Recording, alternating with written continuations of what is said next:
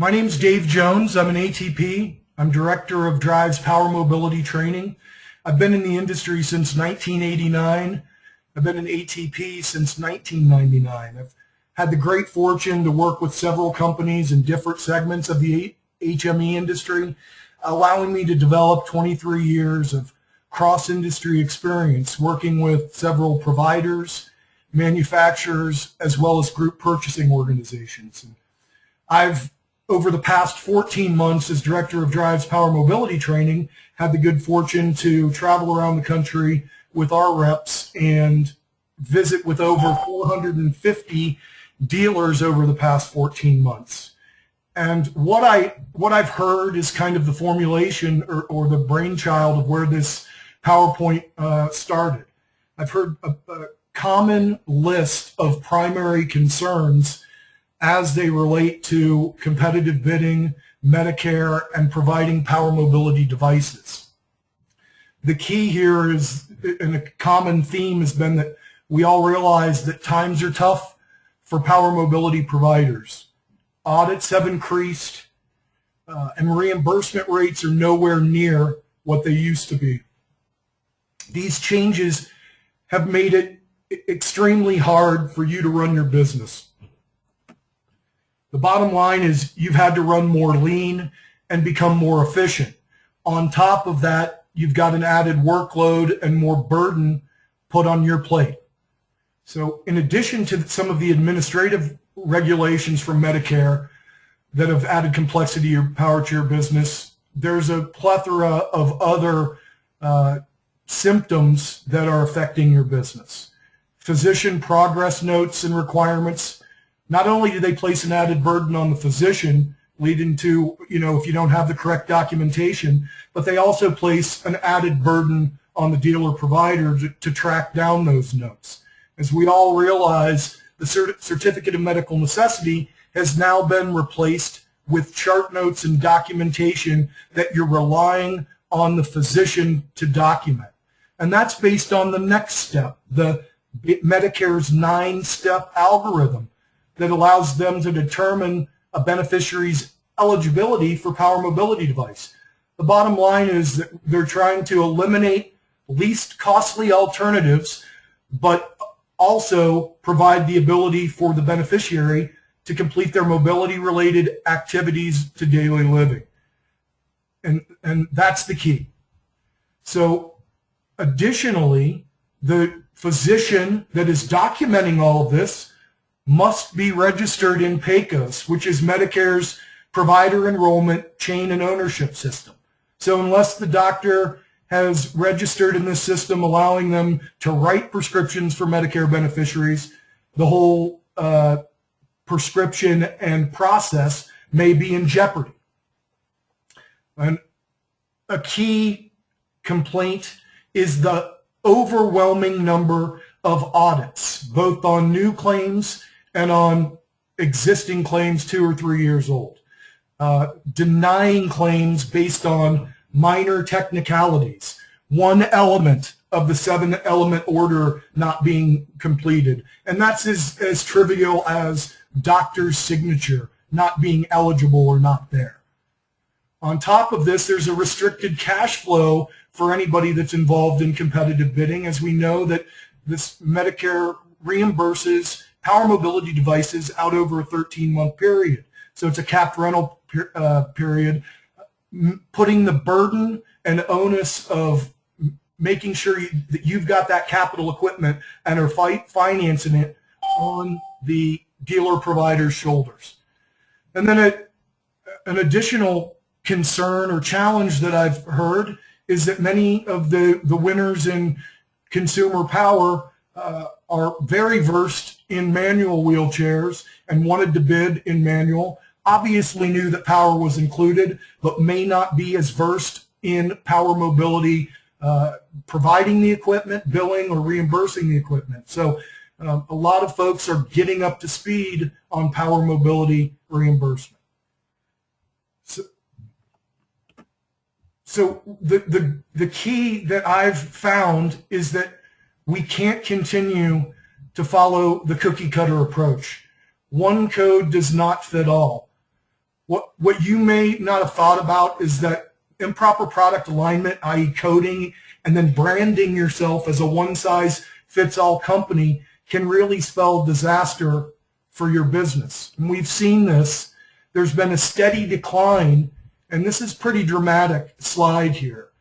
The past decade, the past 10 years, from 2003 to 2013, has seen a fairly dramatic drop in both reimbursement amounts and utilization. In 2003, average reimbursement was near $5,300, with utilization near 230,000 individuals being provided either K11, which is now the K0823 code, and now you can see that steady decline down over 10 years, with the 9.5% reduction illustrated in 2009, the accreditation requirement highlighted in 2010, all the way down to what estimated 2013 utilization and reimbursement rates are going to be. And as we've all seen, average reimbursement on that K0823 code is gone from nearly $5,300 down to $1,889, with a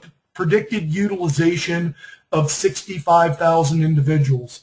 And it's key also to understand that Medicare is fine with this and endorsing this drop in utilization and reimbursement, and stating that it's not going to affect patient outcomes.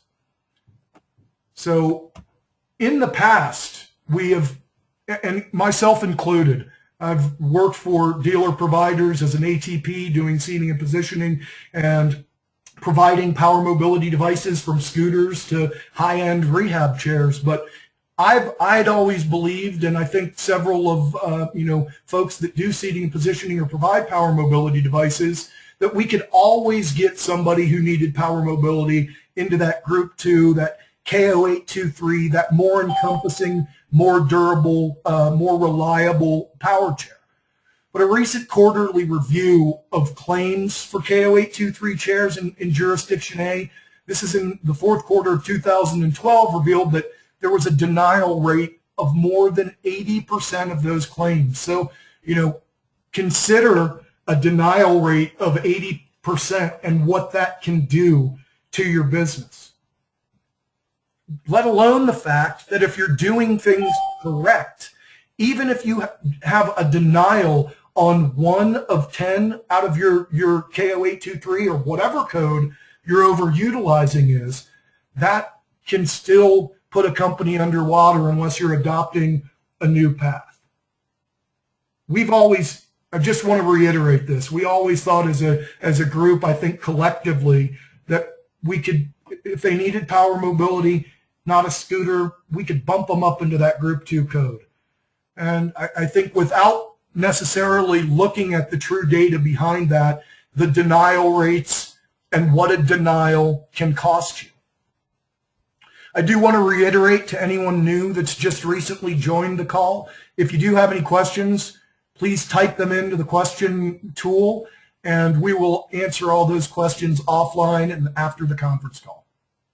So the denial rates are stunning, and we've seen a real-world example of what this can cause. We've seen a large national provider of power wheelchairs, power mobility devices, continuously billing the same code, that K0823 code. They faced increased audits, but continued to follow the same cookie-cutter approach to providing power mobility. They've declared bankruptcy, and they're at risk of losing the entire business. So the paradigm has completely shifted. There is a new way forward that I think Medicare has endorsed, and it truly should, to any ATP or seating and positioning or wheeled mobility specialist, really be a breath of fresh air, because this is what we've tried to do and should be trying to do all the time, is matching the patient to the correct product. And that is a combination of their being able to complete their MRADLs, mobility-related activities of daily living, and how they're going to be utilizing that in their everyday lifestyle. So it's an opportunity for us to get it right the first time. And there's also, this is a great opportunity to talk about, putting the patient first and starting with the home assessment, which we'll get into, allowing you to do it right the first time.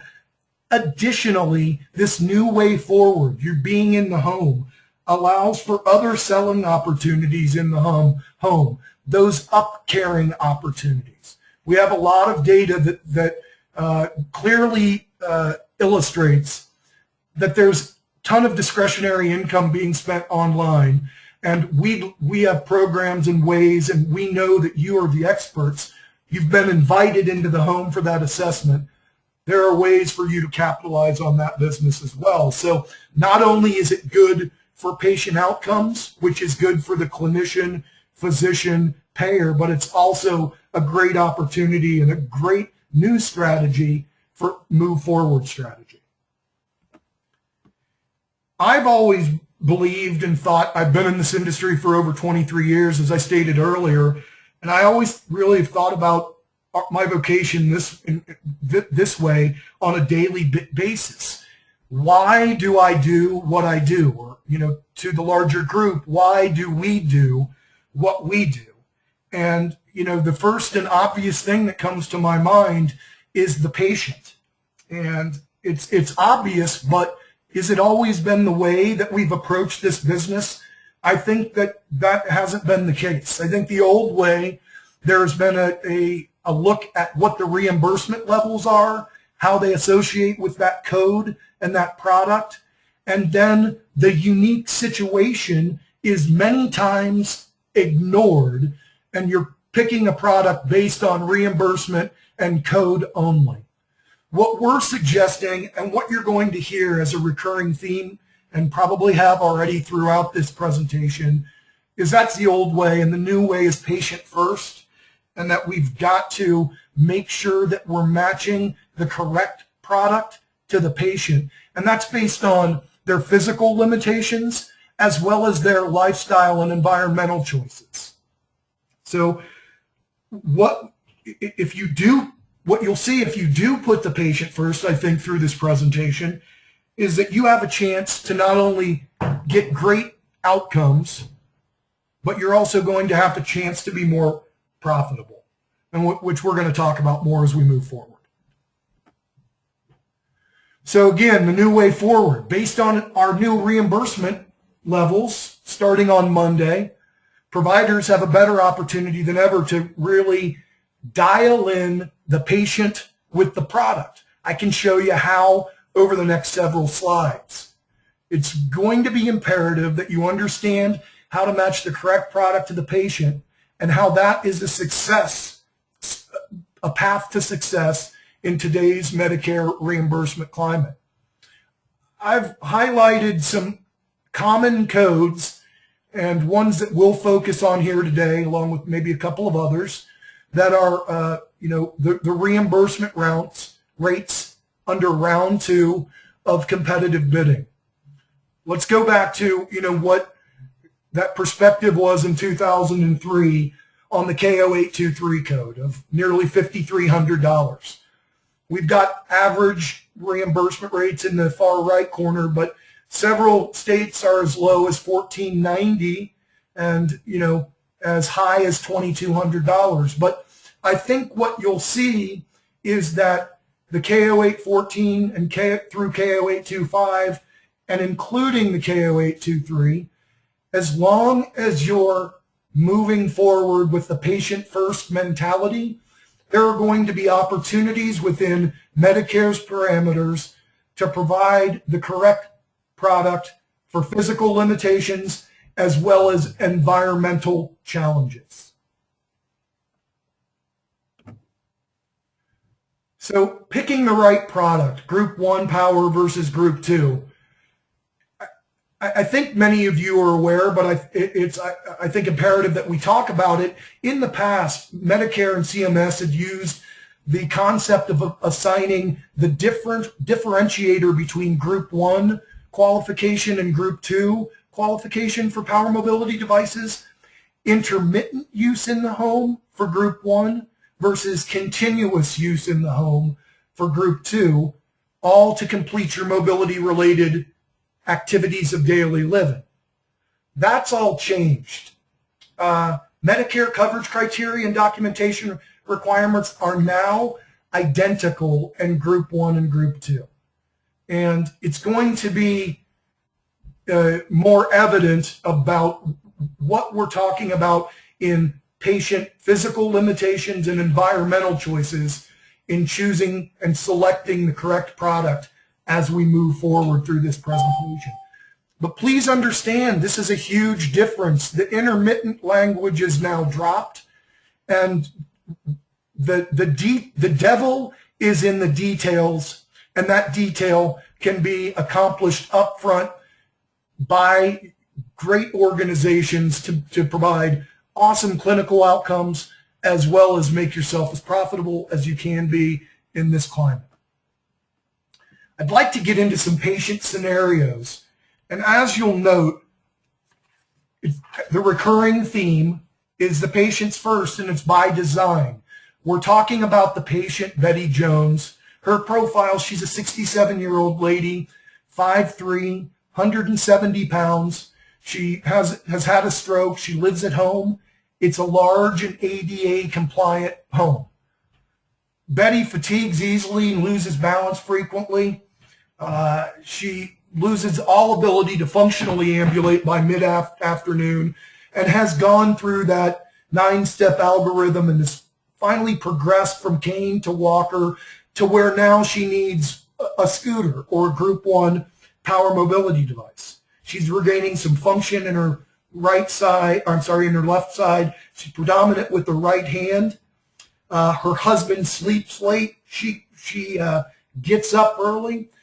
Some benefits of this unit for Betty is that the scooter is really all that she needs. She doesn't need it necessarily in the all day, but a couple of things. She's got more strength in her right side. Our Delta Tiller, combined with a unique feature of Drive Scooters lineup, is the fact that all of our scooters are programmable in the field.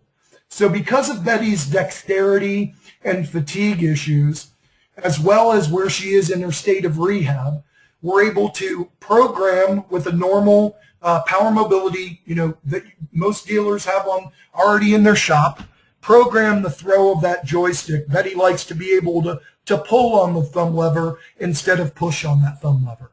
She also takes her scooter into bed at night because that's how she can get into the bed. So when she gets up, she needs to move it out of the bed, out of the bedroom. Her husband sleeps late.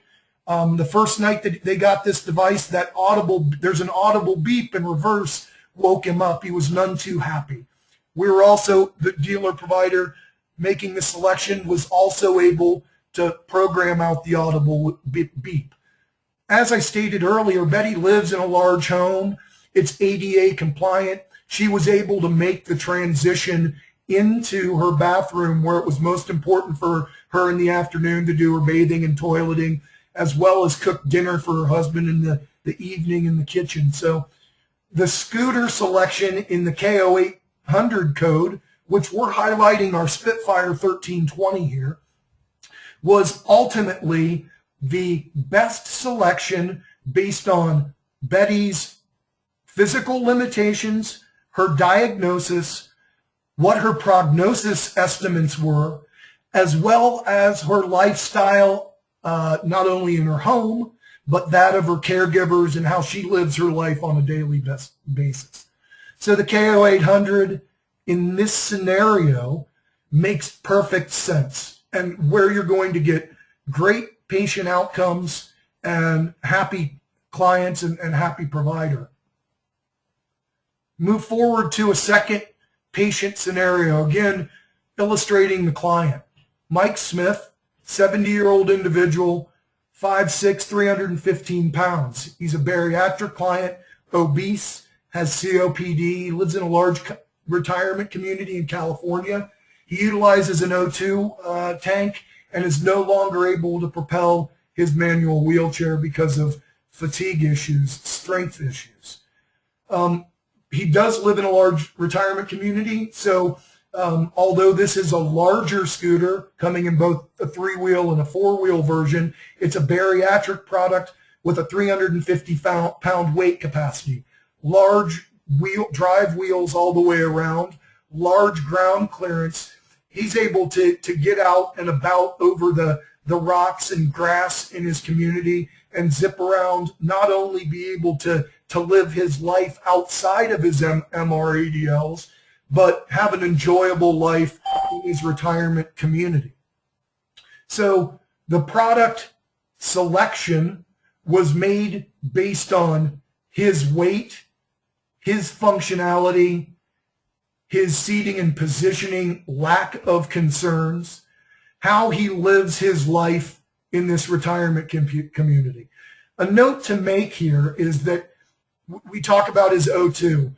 All of Drive products, and I'm highlighting our Phoenix HD product, but all of our products on their seating systems have an accessory bracket. One of the many accessories that are available for Drive Power Mobility products is an oxygen tank holder. So Mike's able to put his O2 tank holder on and get out and about and enjoy his life outside of his retirement community, making the Phoenix HD and a K0801 bariatric scooter the most appropriate option in this scenario. Next patient scenario, again, Harry Levin is the individual. He's a 74-year-old guy, 5'11", 185 pounds. He's got diabetes. Lives in a small home in Long Island with his wife. He travels in the winter down to Arizona for 4 months out of the year. He's only utilized a cane up until this point, but significant weakness and dialysis appointments that he has once a week are really taking it out of him. He's facing an amputation shortly. Family lives in the area, so he's got not only a younger wife who's in great health, but he's got a family and a support system within blocks and several others within miles of him. He really couldn't access the bathroom in a scooter. Bottom line is, when the home assessment was done by the provider, there was an option that maybe we only needed a scooter. But to be able to get into the bathroom, there's a very narrow hallway, a very narrow bathroom door, and for all intents and purposes, a bathroom that is tiny. So this provider that went out on this scenario, knowing the living situation, made some determinations to take along with the scooter a very compact, transportable power mobility base. Harry was able to easily manipulate his bathroom to be able to get in and do his bathing and toileting. It was additionally easy for his wife to disassemble this, very similar to a scooter, as in the K0814 version of the Cobalt, it is a transportable power mobility device. The heaviest piece being 35 pounds when fully disassembled. The batteries disassemble from the front piece, making the two front pieces approximately 26 pounds. Not only is it manageable for his wife for dialysis appointments, although he does have son and daughter help, but easily manageable for her to get into the backseat of the car for their longer trips down to their Arizona home.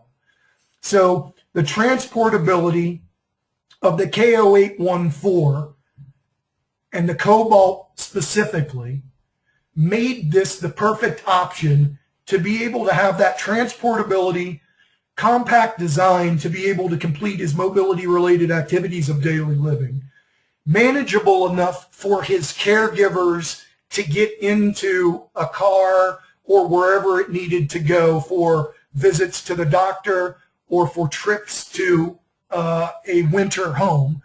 The Cobalt X814 made perfect sense.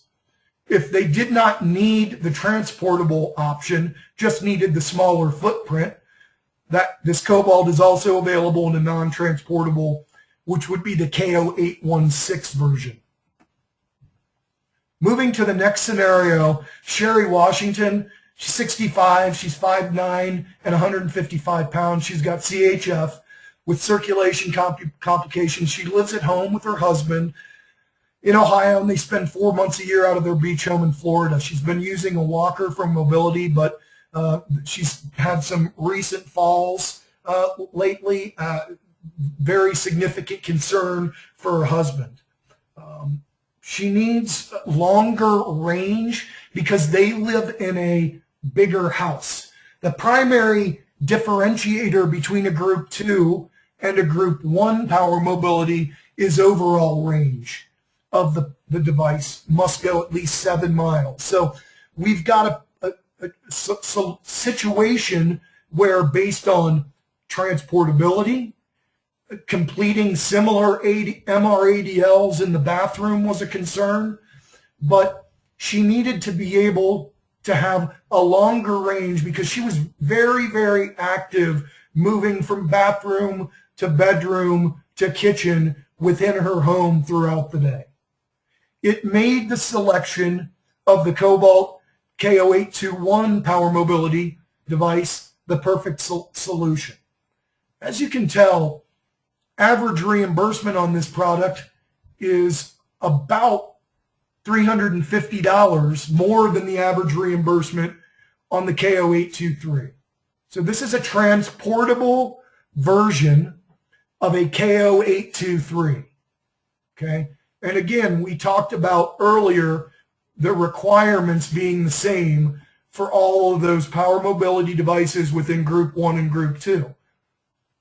All leading back to the patient scenario and that recurring theme of patient first, not reimbursement first.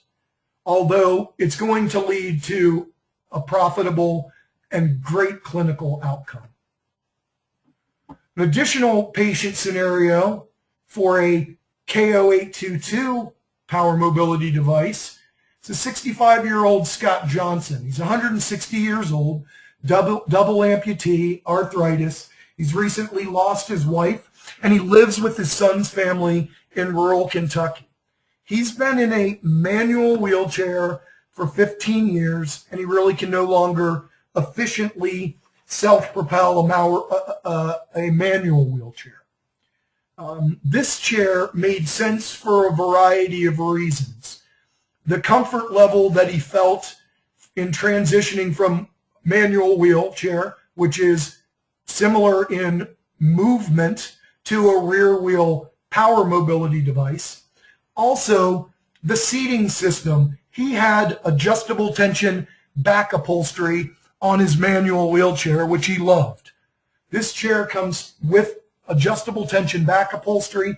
He's a taller individual. He's 6'1". The back canes on this device could be raised 4 inches to give him some better contact support throughout his back and improve his comfort level in the chair. Additionally, this power mobility device sits a little bit lower to the seat, to the ground. So it made for a more comfortable and familiar seat to floor height for his transfers and his communication in his home with his family members. This was something that he was used to. It also easily adapted to his amputee attachment that he had. Has one amputee attachment for his stump on his right side. Very easy to adapt and adjust this chair. So also, he lives with his son's family in rural Kentucky, and although there's a nice bedroom for him, it's somewhat cramped, and this device stays in the hallway in the evening, and it is actually, batteries are disassembled, and it's folded up, and it goes into a hall closet. Based on Scott's physical needs, limitations, as well as his comfort level with the power mobility device that he wanted to choose, the familiarity of how the chair felt to what he was used to, as well as to his living situation, made the folding frame power mobility device in the K0822 code, which is our Cirrus Plus, the appropriate choice in this product category and for this particular client profile. Moving to Frank Bush. Frank is a 68-year-old individual, 5'8", 255 pounds, rheumatoid arthritis. He lives in an assisted living facility since falling and breaking his hip. So he's got some real comfort level issues, whether they're perceived or actual physical limitations. It's more perceived based on clinician reports. But he's been using a scooter for the past 7 years.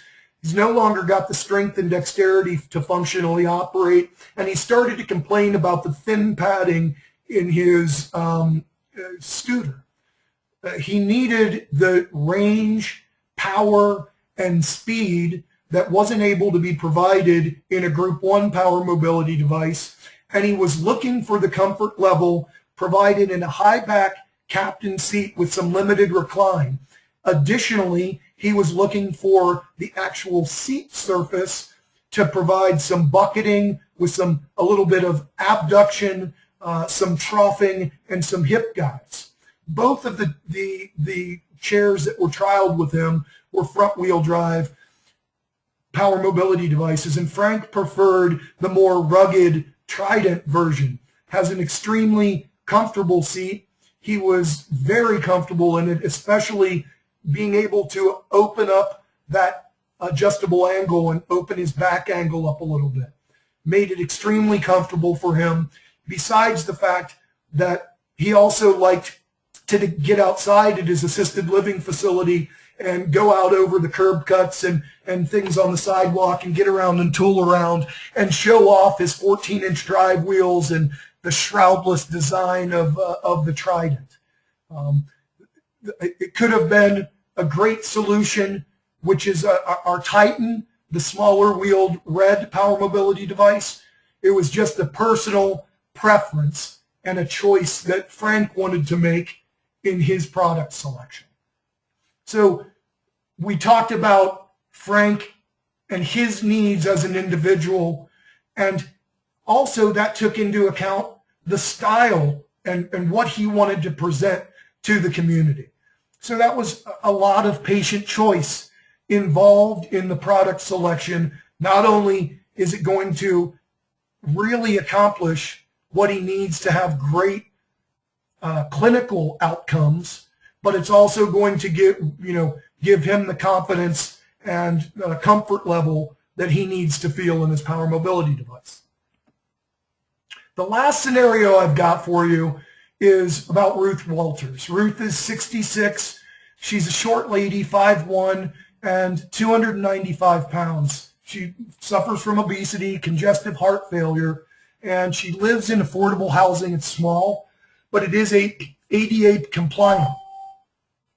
She's had a previous power wheelchair that is out of service. She's had that for about 6 or 7 years. It's on its last legs, and it's a rear-wheel drive power mobility device. She's currently using a backup manual wheelchair that somebody has loaned her. So Ruth has a unique situation. She's under 300 pounds. However, she's within that 5% range of 300 that Medicare deems it appropriate to qualify for a K0825 bariatric coded chair. So again, to restate that, when you're within 5 percentage points of 300 pounds, that equals 285 pounds and up, you qualify for a bariatric power mobility device.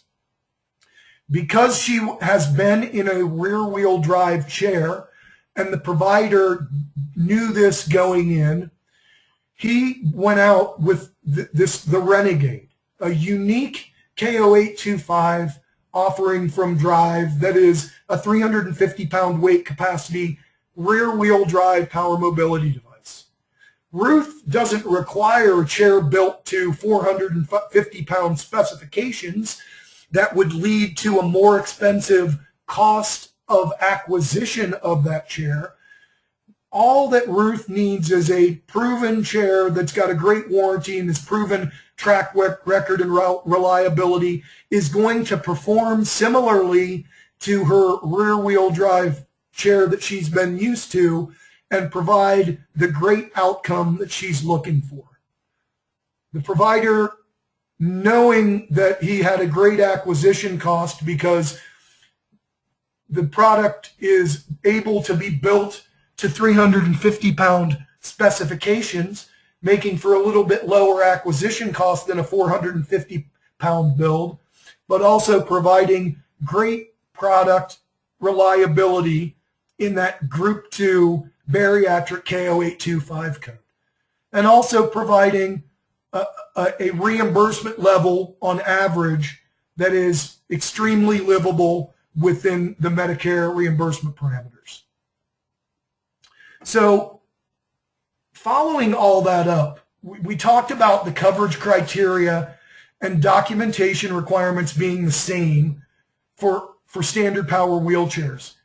But I hope what I illustrated throughout every single slide is that many other factors are going to come into play when you're deciding what power mobility device that you want to choose for your patient.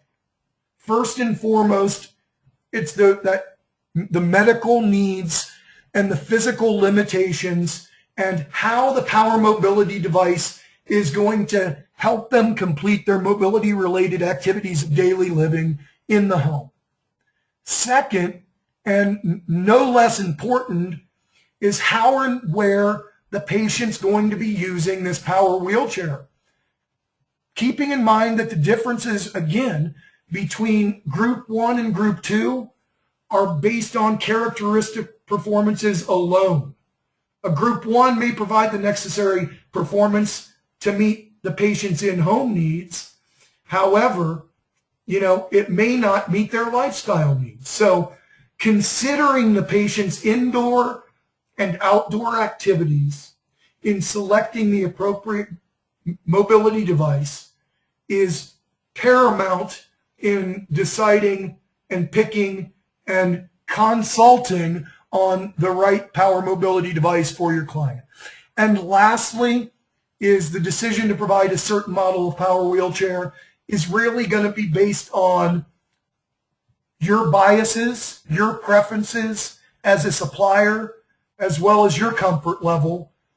But equally important, it's going to depend and should depend on the patient's individual preferences.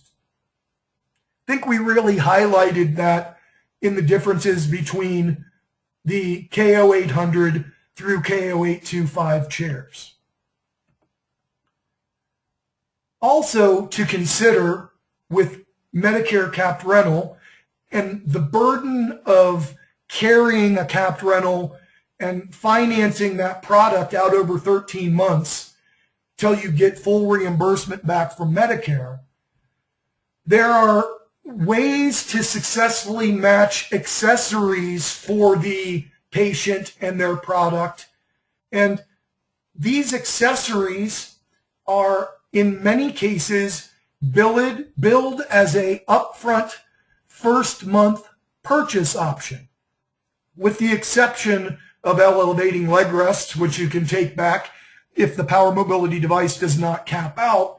But you've got an opportunity in that first month, depending on, a scenario that I presented would have presented the opportunity for a swing away joystick, oxygen holder, and elevating leg rest, as well as U1 batteries. In that scenario, you're looking at first month purchase option upcharges of $300 to $400 that offset the burden of having to finance that chair over 13 months.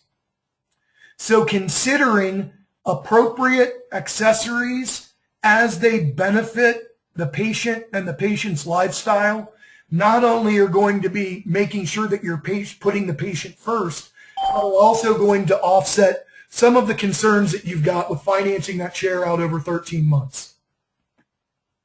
So in getting to this kind of the end of our presentation, how can Drive help? I think we provided an outline of what the situation is and a summary and a snapshot of what that history's been, and a partial solution through our Power Mobility division. I think that we've got a lot of great resources besides our Power Mobility division, and those include on-site dotting the I's and crossing the T's training for guidance on your documentation and reimbursement needs.